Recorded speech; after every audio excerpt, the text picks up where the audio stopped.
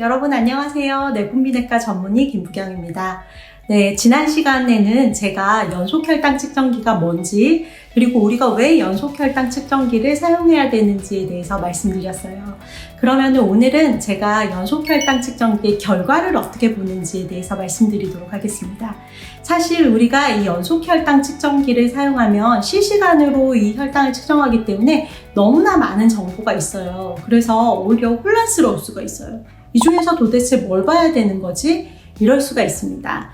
그래서 여러분들에게 오늘은 AGP라고 이 연속혈당 측정기에서 모인 데이터를 종합해서 한 바닥으로 요약해서 보여주는 게 있어요. 이 AGP는 Ambulatory Glucose Profile이라고 해가지고 요약 리포트 같은 걸 보여줘요. 그러면은 여기 AGP에서 나오는 용어들과 어떻게 봐야 되는지를 말씀드리도록 하겠습니다. 먼저 여러분들이 주의해야 될 것이 있는데 크리스탈 리브레를 쓰시는 경우에는 여러분들이 성실하게 스캐닝을 해주셔야 돼요. 데이터가 많이 로스되는 경우에는 여기 나온 결과가 정확하지 않아서 믿을 수가 없답니다. 다른 가디언 커넥트나 덱스콘 같은 경우에는 스캐닝을 해주지 않아도 계속해서 핸드폰으로 어플로 글루코스 정보가 전송이 되고 있지만 이 리브레 같은 경우에는 스캐닝을 따로 해주셔야 돼요. 그래서 스캐닝을 놓친 시간이 8시간 이상이 되면 그 사이에 있는 데이터는 다 날아가도 버린다는 사실을 기억해 주셔야 됩니다. 그래서 하루에 꼬박꼬박 8시간 이내에 특히 이제 자기 전과 아침에 일어나자마자 스캐닝을 꼭 해주셔야지 이 AGP 보고서가 정확하게 나오게 됩니다.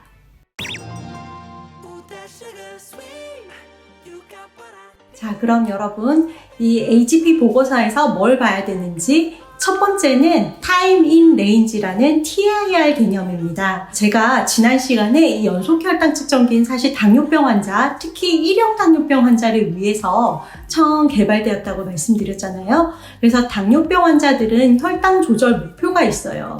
이거 우리가 앞서 여러 가지 연구를 통해서 그럼 당뇨병 환자가 혈당이 올라가는데 어느 정도로 낮춰주면 이 사람을 이제 오래 살 수 있게 할 것인가를 연구한 것이 있거든요. 그래서 이게 나라마다 좀 다른데 미국 당뇨병학회의 기준은 당하혈색소 7% 이내로 맞추도록 목표를 잡고 있어요. 우리나라 사람들은 외국 사람들이랑 조금 다르잖아요. 그래서 우리나라 당뇨병학회 목표는 당하혈색소 평균 혈당 6.5% 이내로 들 것을 권고를 하고 있습니다. 그러면은 이 AGP 보고서에서도 사실 똑같은 정도로 타겟을 맞춰야 되잖아요. 그래서 이 타이밍 레인지라고 하는 거는 우리가 하루 종일 혈당 변동이 이렇게 있는데 그 중에 우리가 목표로 하는 혈당에 도달하는 시간이 하루 중에 몇 %나 되는가를 타이밍 레인지로 계산한 거예요. 그래서 그럼 이 레인지를 먼저 정해야 되겠죠. 그래서 이 레인지는 우리가 당뇨병 환자를 기준으로 맞춘 거예요. 그래서 당뇨병 환자는 혈당이 내려갈 때 70 이하로 내려가면 안 되겠다.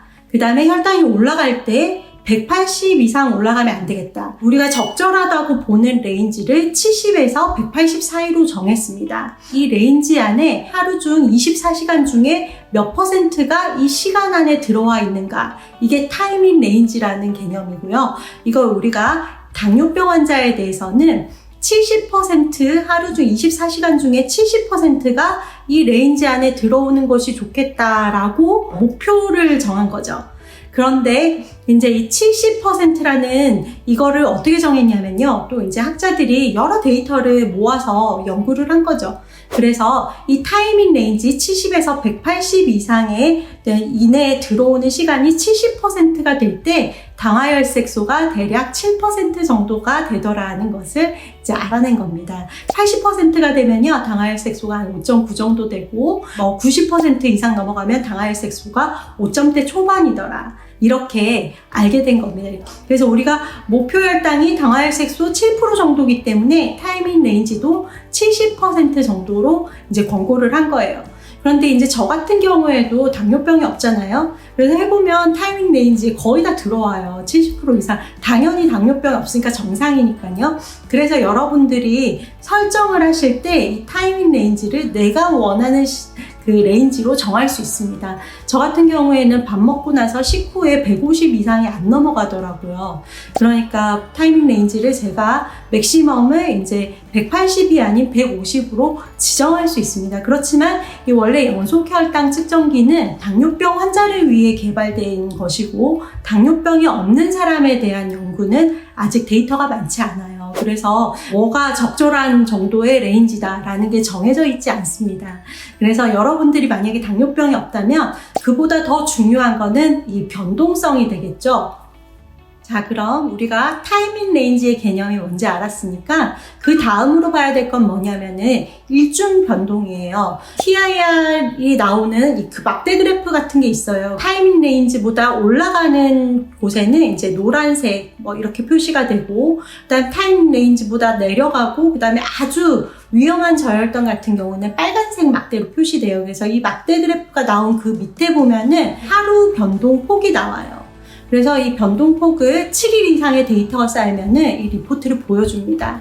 그럼 여러분들이 혈당의 변동 패턴을 볼 수 있습니다. 그래서 연속혈당 측정기가 제가 한 번씩 측정하는 자가혈당 측정이나 3개월에 한 번씩 평가하는 당화혈색소보다 좋은 이유가 바로 이 변동 패턴을 볼 수 있다는 거거든요. 병원에 오시는 분 중에 잴 때마다 낮게 나오는데 평균을 재보면 높게 나오는 분이 있어요. 도대체 하루 중에 어디에서 이렇게 높게 나가서 평균 혈당을 올리는지 이제 이 보고서를 보면 우리가 찾아낼 수 있는 거죠. 바쁘니까 점심때는 자가혈당 측정을 잘 못하거든요. 이 연속혈당 측정기로 하루 패턴을 보니까 아침 먹고는 한 170까지밖에 올라가지 않는데 점심 먹고 2시쯤 되면은 300 이상 올라가는 걸 볼 수 있죠.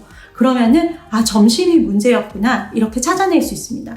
그러면은 내가 점심에 어떤 음식을 먹고 있는 거지? 도대체 뭐가 문제인 거지? 내가 점심 먹고 꼭 식후에 회사 동료들이랑 아이스크림을 먹는다. 이런 습관이 있다면 이제 찾아서 변경하실 수 있는 거죠. 그래서 하루 패턴을 보실 수가 있습니다. 그 다음으로는 데일리 리포트가 또 나와요. 하루에 이제 매일매일 어떻게 혈당이 변했는지 볼 수 있습니다. 여기서 이제 또 중요한 개념 중에 하나가 저혈당이 빠지는지를 보셔야 됩니다. 사실 우리가 혈당이 정상인 아직 당뇨병이 아닌 사람에서는 혈당이 많이 올라가지 않아요. 그런데 제가 지난번에 첫 시간에 말씀드렸는데 당뇨병이 오기 전에 평균 혈당이 이렇게 올라가기 전에 먼저 생기는 것이 하루 중에 혈당 변동폭이라고 했습니다. 그러면 같은 TIR 레인지 안에 들어가 있는데 100%가 들어가 있는데 어떤 사람은 이렇게 움직이고 어떤 사람은 이렇게 움직이는 거예요. 이때 밑으로 툭 떨어질 수가 있습니다. 그래서 여기 빨간색으로 나오는 부분이 있어요. 저혈당으로 나오는 부분. 이게 있다면 여러분들이 지금 혈당 대사에, 당 대사에 좀 문제가 있는 거예요. 그래서 당뇨병이 생길 가능성이 있을 수 있습니다. 그래서 이렇게 뚝 떨어지는 게 있지 않은지, 이걸 우리가 타임 인 레인지가 아니고 타임 인 레인지에서 올라가는 거를 타임 어버브 레인지, TAR, 그다음에 타임 빌로우 레인지라고 해요. 그래서 이 타임 빌로우 레인지에 들어가는 시간이 없는지 여러분들이 확인해 보실 필요가 있습니다. 그래서 여러분들이 이 연속혈당 측정기를 가지고 당뇨병이 있으신 분이라면 가급적 내 혈당을 하루 중에 가급적 이 타이밍 레인지 안에 100%, 70% 이상이 기본이고요. 100%가 다 타이밍 레인지에 들어온다. 이게 사실 우리의 궁극적인 목표인 거죠. 그래서 다 넣을 수 있도록 하고, 아직 당뇨병이 없으신 분은 타임 어버브 레인지가 혹시나 있진 않은지, 내가 건강검진에서는 정상으로 나오지만 하루 중에 타임 어버브 레인지가 나온다든지 타임 빌로우 레인지가 나온다든지 이런 게 있진 않은지, 내 하루 중 일중 혈당 변동폭이 크지는 않은지 이거를 확인해 보실 수가 있습니다. 자, 그러면 오늘은 제가 여러분들에게 이 연속혈당 측정기의 결과를 어떻게 보는지에 대해서 말씀드렸어요. 네, 궁금한 것이 있으시면 댓글이나 메일로 알려주시고요. 네, 재밌게 들어주셔서 감사합니다. 다음 시간에는 더 재밌는 내용으로 여러분들 찾아뵐게요. 감사합니다.